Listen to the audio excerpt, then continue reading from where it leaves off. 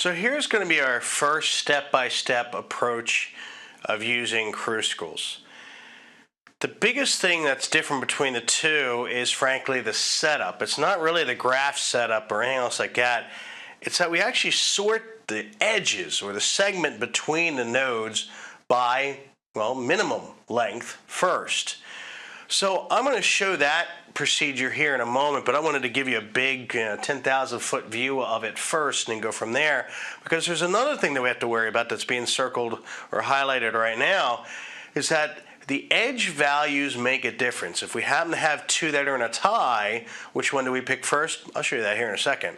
So if we start off with a completely, new graph, but we haven't started setting up all the edges yet. So this is our graph, and this is going to be our tree eventually. Another description that I liked about between prims, which we just covered, and Kruskals, is that prims is like a bolt of lightning that then splinters out. So it starts off in one spot and then kind of splinters out like hands. That's prims.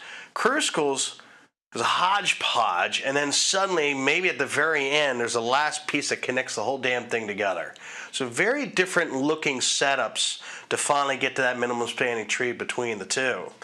So in our first item, if you look at all the numbers, let's pick the two lowest numbers, and be careful on how I name this, which is from A to B, and then from E to G. Notice I didn't say G to E, because again, we always do the lowest vertex order first. Numeric makes sense, alphabetically be E before G. So just because we pick which one first doesn't mean that both of them don't belong. So we're going to do A, B first. And before I add it, even though you see it right here, I check to make sure it's not in any cycles or already set up in another tree. Now how we do that is with our disjointed sets that we've talked about before, and again I'll go over that here in a little bit as well. Again, big view first. So we go ahead and add A to B, which is our first lowest value of edge value of 1, and then we go ahead and add that E to G that you see here. So both of them worked out, and again, before I added each one to the tree, I made sure that they didn't make a cycle.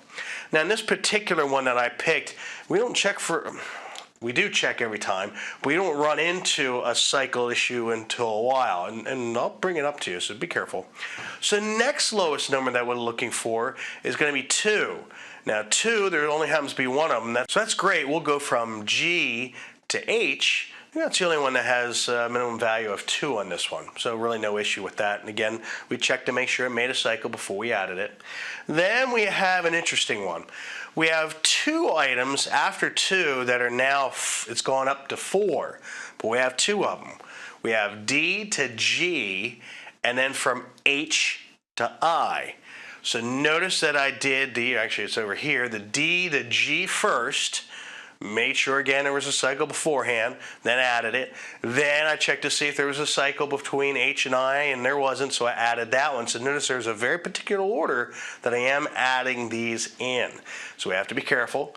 I believe there's another one that's 5, and that had no issues. So notice how this is really kind of broken up compared to prims, where it started off at 1 and then connected again. I like that description of lightning and then threading out.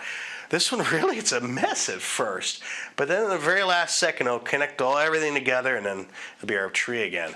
So again, 5 is good on that one, nothing crazy about that one. 6, I believe there's 2 of them. Yes, there is. There's 2 of them. There's a B to C, and then there's from E to I. Now, be careful. We're first going to do the B to C one because, again, that's the lowest vertex number or order, and we had no problems because, again, there was no cycle. But if I were to add the next one, which is on the next line here, if I were to add E and I to this tree, well, we'd end up having a cycle. So notice there's a dashed line there because that's what we want to do, but we checked first to see, hey, wait a minute, this would make a cycle. And I'll show you how, again, we do that with a disjointed set, which actually happens to be really easy here in a few moments. So bear with me again with that. So next, notice I leave the dash line in there just to make sure that I did it and everything's done and said and done. Go from there. And the last one I add is going to be 8. And notice, by the way, I'm keeping track that all of the nodes and really I should say all the nodes are in our list have some type of value, meaning that they're connected in some fashion.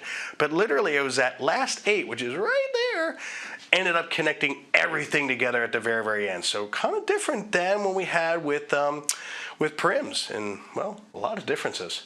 That's the overall 10,000 foot view of working with Kruskals.